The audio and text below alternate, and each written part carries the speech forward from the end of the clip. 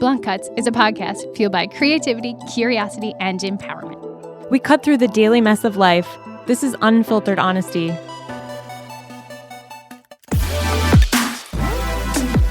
Park your passive at the door. This is Blunt Cuts.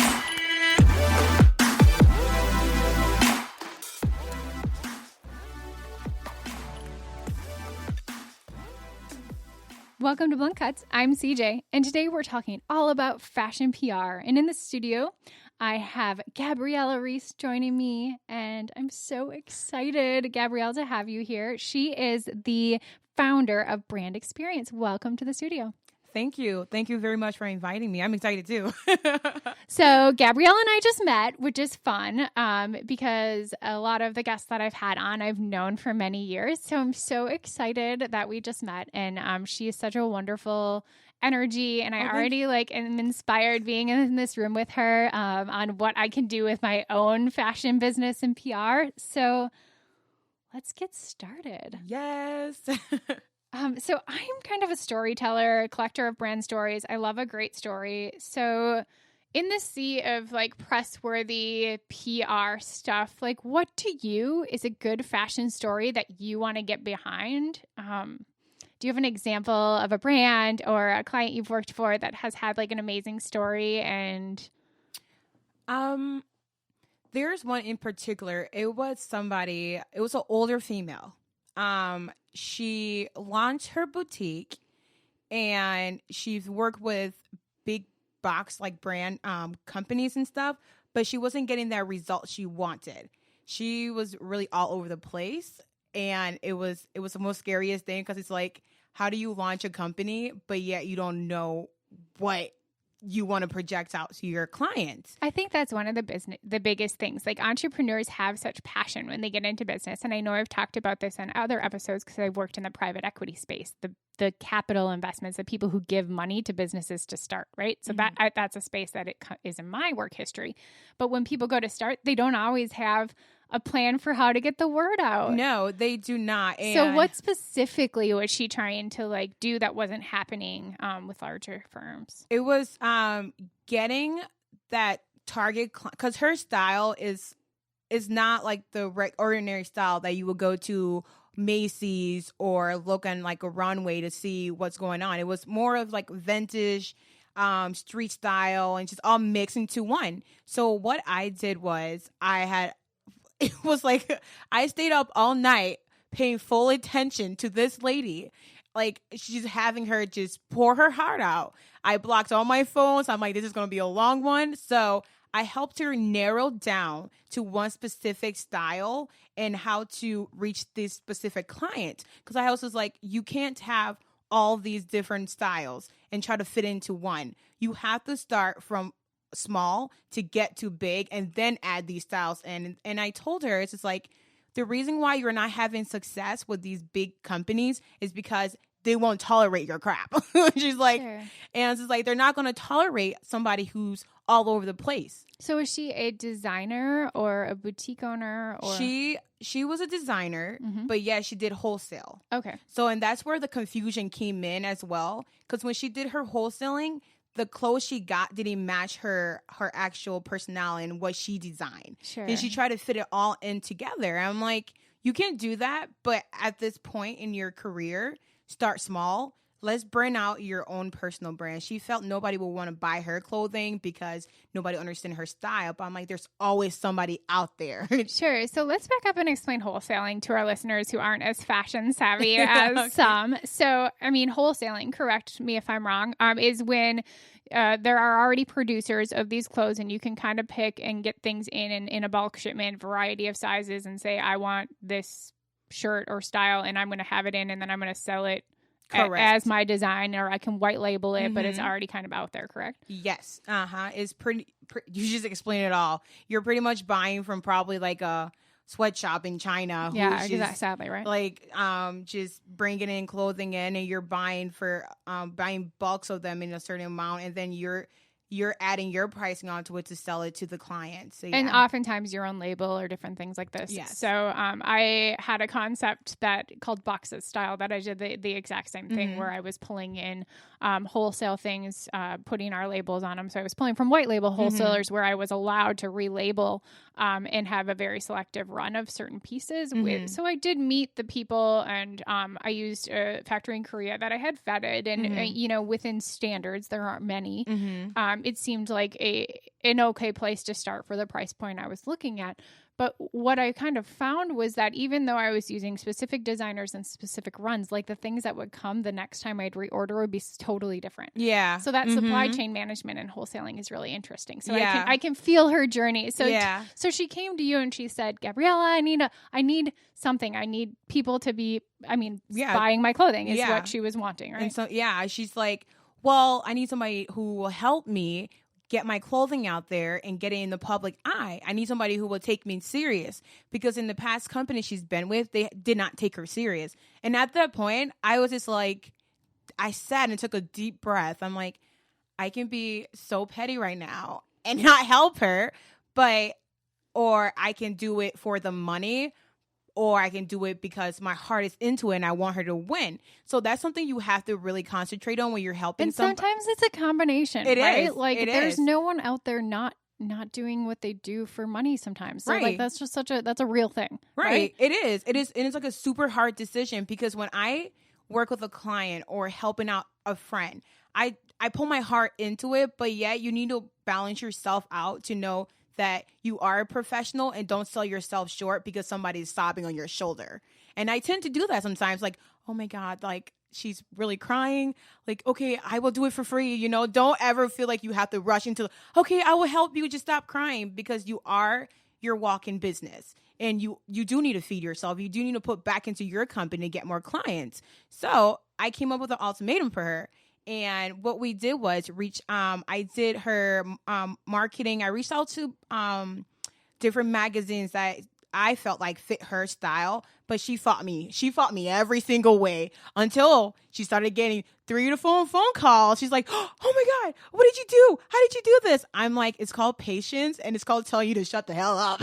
And so and you helped her craft a story that she maybe didn't have. Yeah. So I would agree with you 100% that the best experiences I've had with PR are people who are like, no, we need to do it this way, and you don't know, and that's why you haven't had success. So trust me. Yeah. And I don't trust anyone. Yeah. I am a control freak. That was the hardest thing.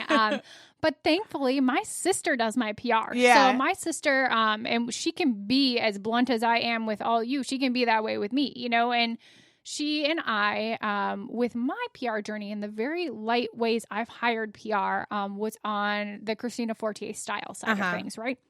So my dreams are to be at shows, feel what's coming the next season, editorial storytelling. I want to be at the runway shows, right? So I started crafting, like, how do I get in to runway shows? How do I make my name within these larger markets? New York is where I started, right? So I applied for New York Fashion Week for 5 years straight, had no success. I was like, okay, clearly I'm not where they need me to be. There's a lot of ways you can enter Fashion Week. Sometimes social media followers is the way that they're letting people in that don't have a name for themselves. Okay, I love my following and I love my authentic growth, but it's not 150,000 followers.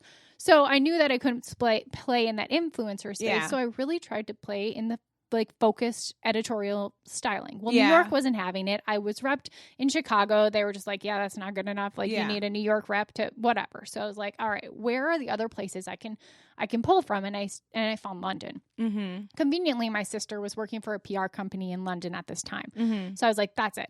London Fashion Week. I'm really excited that, it's one of the pinnacles, but it's also a very inventive, creative place that's very welcoming. And I found that immediately. The first year I applied to London Fashion Week, first season, I got in. They were happy with my Chicago repped space. It was a really good experience. I got in, and then it was the idea of, how do I get show tickets? How do I get invited to these shows? And just because you get accepted by the Fashion Council doesn't mean you get entrance to the shows. And I'm like, oh my gosh, okay, one more hurdle. So my sister and I she helped me craft an email strategy to all of these different PR firms running these shows for these major designers. And the way in the phrasing she had written, I was like, oh, I don't like that. Yeah. I don't like the way that's written. She's like, this is how people in London talk to each other. I've been working in London for a year.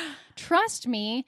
Like, you don't know. So trust me. And I was like, all right, it's in your hands. Take the wheel. Take it right. Take the wheel. And I got into shows, and I was so excited because I got, being here in the US, I got one invitation shipped to me. And I was like, oh my God, I get to go to one show. This is so awesome. Well, I showed up, and I had left my Airbnb address on my application. I showed up to over 40 invitations sitting on the Airbnb, like, check the person doorman's desk. And he's like, we wondered who the heck this woman was, but we assumed she like was important, so we didn't throw it away. I was like, thank God for not throwing it away, because I had no idea that was all waiting for me. And I was like, oh, my sister did okay. I got into one show, and then I called her crying. It was just like, I have so many things that I could go to, and this wouldn't have happened had I not trusted her. Right, yeah. To like tell me the real life, like, step back, let someone who knows what they're doing drive it, and success happens. It does. And it plays in with patience too. I feel personally, I don't know about anybody else, but like, just being your own personal company, we tend to try to push things so far and then get impatient for the results. And it's just like in life, when you're like carrying a baby or something, it's just like, you better get out of my stomach right now, you know? Yeah, I'm the world's most impatient person. Anyone who will know, when I send an email, I also follow up with a text message that says, I've emailed you. Yeah. And it is neurotic, and I know I do it, and I know that it's annoying, but fuck that. Now you know you have my email. So, you know, it's just one of those things. I'm very impatient. With patience, back to the client that I was talking about with her having difficulty of finding companies to work with her. So she did have a very successful launch. Awesome. Congratulations. Thank you. She let me take control, and she trusted me. And that's one of the big thing about people. So having patience and trusting somebody to tell your story, it gets you far. Yeah. So this idea of public relations, I mean, it has so many different folds and levels of how you can enter, but really it does come down to relationships and trust. So that's incredible. Well, I know that you had a lot of success in Charlotte. You're back here in Minnesota, but let's talk a little bit about like how Charlotte felt and what you saw in that market. And I think that it's really relatable for our guests to hear. All right. Yeah, I would say I loved living in Charlotte because in my head, in anybody's head who has not been to a small town, you will automatically think, oh, I'm not going to have success here. Like, these people dress the same. Like, literally, you know, people walk down the street like, okay, I just saw the same outfit. What's going on? But the fashion scene compared to LA or New York is so much intimate that you feel at place. And there's just so many different opportunities knocking at your door because people are like, oh, you're so different.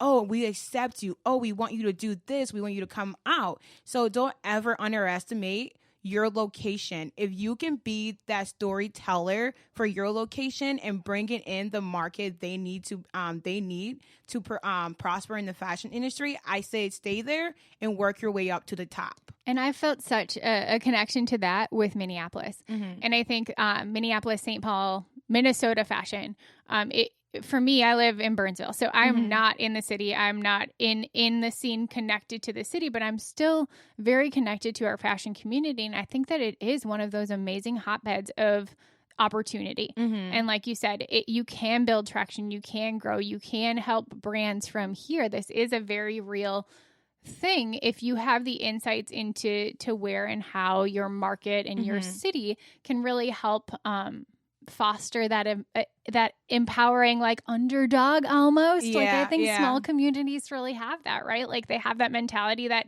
hey, it is just us. We got to group together and make something happen. It takes a village to raise a child. So pretty much create your village and you raise the hell out of that damn child. Exactly. So, I mean, and I think in the world of expansion and the idea of social media and how you can be so global, that's a word that I really like, but globally local, like you can really reach out to a lot of people from wherever you are. Yeah. And that's such a powerful thing. So let's talk about some of those PR secrets with social media, right? Like, what does a brand need to do? What are some of the basic things that are do's and don'ts as far as social media if you're trying to grow a fashion brand? When I first started, I actually started out as a media company. Okay. One of my photographers, she actually used to live here in Minneapolis as well, but she moved back too. So I was like, I'm gonna follow her. I started as a media company. I started working with different companies, and then I was just like, well, I'm really not into like the whole media aspect. It's like keeping a steady brand, is having one idea, but don't add on to that idea because people are going to get confused on what the heck you really are. So if you're going to do fashion, keep it strictly fashion. Once in a while, you can add like a little joke there, but keep it strictly fashion with I want to say professional picture, but good quality. Put good quality pictures out there. And that draws more attention. It's like, oh, this person has really nice pictures. And it gets people going, guessing on what you really are, you know? But if you're just going to like make a huge collage of just different things, there are people out there who look at things like that, especially me. If I know that your social media doesn't line up with your vision, I will be really hesitant in working with you because I'm like, this is going to be a hard one. Because I'm talking to you, you're speaking something else, but then your online presence is saying something else. I'm like, so who are you? Where's that middle ground? Where are you within this pot? So keep consistent on your posting. And don't overflood your social media because people hate that. I don't want to see you post every 2 seconds. No, please stop. Level out your post. Like, make sure if you're going to post within 4 hours to keep that going. Don't just clog it all in or wait days and days before coming back on, because that's how you do lose followers. So it's a consistent messaging. So which platform, as far as social media, do you find the most successful for fashion brands, and why? Well, I work on all the platforms, but I would say where I get more recognition and my clients reach out to me is Instagram. I will sit here for hours and days to just sit and scroll on Instagram. I feel like you find people emails and just more information on Instagram than you do on Facebook. I don't know why. Maybe it's just me, but Instagram is like my go-to spot. That's been the platform of choice for me from a visual perspective. So I'm a storyteller. I like curation. My Christina Forte style is just style. I mean, the occasion I'll post something of my children, and then people are just kind of confused, but I don't mind because it's who I am and it's telling my authentic brand story. But a lot of it's my work, and a lot of it's just the shoots that I've been doing or the editorials I've been published in, and all the things, just to kind of, it's an extension of my brand portfolio is kind of how I view Instagram. But it's also been a way that I can connect and search and look in a resource for me to find other like-minded people, photographers, designers that are in the aesthetic. Once I crafted my voice, which was a journey to get to where I am and what I want to style, that took a very long time to find my artist voice. I've now found that. Okay. And I feel really great about that. That's a big like checkbox for me. And that may shift and change, but right now I found that. So now I'm looking for photographers and like-minded people. So for me, Instagram has been a resource. I don't know how to do PR with Instagram. Right. Like, what do I do as like a PR trick for Instagram? Or like, I don't know. What's the best way to kind of get more followers that are authentically interested in my story? Like, what are some of those tricks? Well, as the old saying goes, a market where they look at the most is really, with Instagram, is really about collaborations. Because you can post on Instagram. That does not mean you're going to get clients or you're going to get views. No, it doesn't. You're not going to gain followers like that. You have to collaborate with other brands. And that's how you're going to start growing your followers. Like, let's say we do a photo shoot together. I tag you in it.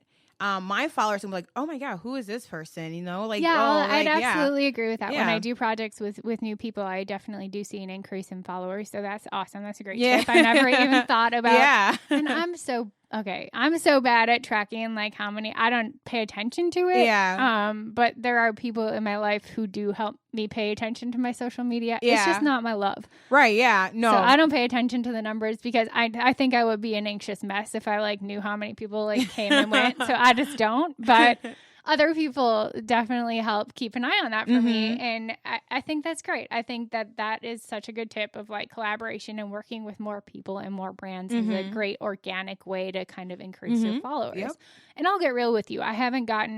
There has been one opportunity that I've gotten paid through Instagram in the past 10 years. Like so it's not, for me, that's not the place where I find people to hire me as a stylist. I've found LinkedIn to be a really great resource where I've actually made contacts at hiring positions of companies to get my word out. And I found that that's been very successful for me. But can you kind of tell some stories or success stories you've had? And I know styling is different than a brand, right? So if you've worked with fashion brands, like what are those success stories you've gotten out of social media for your clients? Well, for me personally, working for myself, I know we talked back with New York Fashion Week, so I'm gonna touch on that. I got my first New York Fashion Week, the show, through my Instagram. They actually reached out to me because of my pictures that my photographer took. I'm like, okay, keep taking pictures. I'm going to just use it. So they're like, oh, we really like your work. We want you to come out and cover our show for us and take some pictures. And that was my first time seeing Tiana Taylor in her abs, because you can't include her as one person. Her abs like a whole nother person. Oh my gosh, Ronnie. So, and I was like sitting front row across from her. I didn't even notice she was there until I was just like, wow, I actually made it. I'm actually in New York Fashion Week, the show. So Instagram has played a really huge role of people contacting my brand to work with them to cover shows and things like that. That answers your question. Yeah, no, it does. And I think that there are different success stories that, people have, but I think patience, like you tied back to that, it's just key. And sometimes you just have to wait for that moment and be ready and be present and keep posting, because there is that opportunity. But I also think you have to say yes when the opportunity presents itself and really grow and say yes to those things and feel it out and not be afraid to just take the leap and do those things. No matter how small it is, you don't be big-headed. Like, if I sense that you are just a big-headed person, I would be straight up with that. Like, I can't work with you because that just doesn't suit my style. Authenticity is key in my life. So, I'm a neurotic freak. And the moment I sat front row and I was ticketed front row at a fashion show, I cried. And I was sitting there crying, weeping. And the woman next to me was like, "Are you okay?" I'm like, I'm just like embracing this moment of where I've gotten to and how hard I've worked from like the middle of Minnesota to front row at a London Fashion Week show. And that was like, it's huge. Such a cool moment. And I'm not afraid to be vulnerable in those moments because I'm very thankful. I'm very humbled that opportunity, it may never come my way again. You know? And I was going to live that. And she's like, "Oh yeah, I'm an intern at Vogue and this is my like first week and I don't really know what I'm doing. So like, have you done this before?" And I'm like, "Girl, like, join the boat." Like, I am not the one to like give you solace here as I'm like weeping. So it's just interesting. It is. For her, she just kind of walked in. She was an intern. These things were given to her. Boss was like, "Go to all these things." Right. But for me, getting there was such a like it's more moment personal. and so personal that I looked around that room and I'm like, there are a lot of people here that probably don't want to be here. Right. Or were just told by their boss that they have to come be here. And I'm like, that will never be me. I will never be in a space, fashion or not, that I am not emotionally taken back by my moment. Well, awesome. I mean, I think let's talk about those magic moments and let's tie it back to PR a little bit. So press releases, we all know that like these are a thing and we need to send them out if we're doing something. So what makes a good press release stand out in the sea of other press releases, and how do you get media coverage on your brand or your event, and what are some of those secrets of how to be different so people can craft like the magical press release? With press releases, it's pretty much like a resume. It's all about wording. You have to be extra. I'm sorry, little is just little. Like, you got to be extra. You have to put in there. Like, if you have to put in there name drop, you better freaking name drop for your life. Like, because interesting. Okay. Yeah, because when you reach out to a media company, they're gonna read your press release and be like, "Oh, okay, you're having a fashion show, but what are we gonna get out of it?" And it's just like, well, this is what I'm going to offer you and this is what I expect in return. But you have to key in that inserting language, like media language, pretty much, telling them, oh, this is what you're going to expect, and this boom, and this color is going to be there, and that person's going to be there, and I want you guys to be back row. It's like you're pretty much offering your firstborn child. It's like, here, take my baby, please, and please come to my my event. So it's a trade-off. You're giving and you're going to receive. So it depends on what you're giving for somebody to say, oh, I'm going to eat from the same plate you are eating, you know? So wording is definitely number one.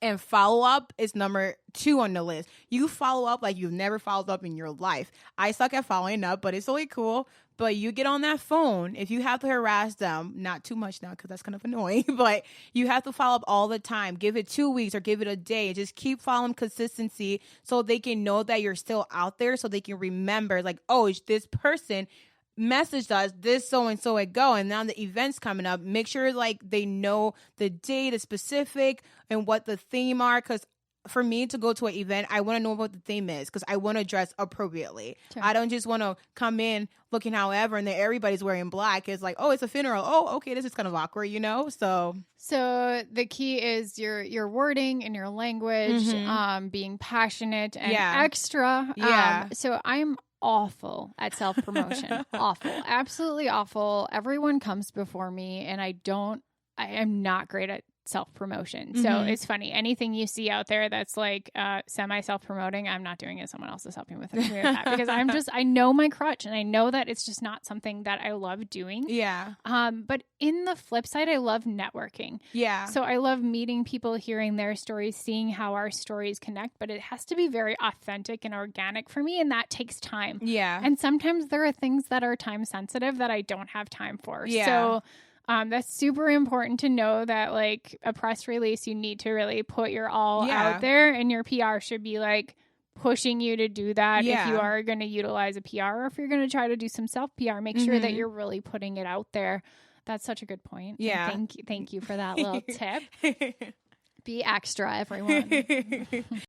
I would just love to kind of share some lessons learned and let people know kind of lessons we've learned from PR. So like I said, as someone who's introverted and quite awful at self-promotion, my PR person has been able to be that person to do that cold calling, to make that hurdle easier for me. Like I love the follow-up. I love the brunch or the meeting after, and I'm so comfortable telling my brand story, but it's that cold calling that just stresses me out. And I've been able to find by hiring people to do that piece, it allows me to be a better brand and tell my brand story more authentically. And if I'm not focusing on like just getting in the door, I want someone else to help me get in the door.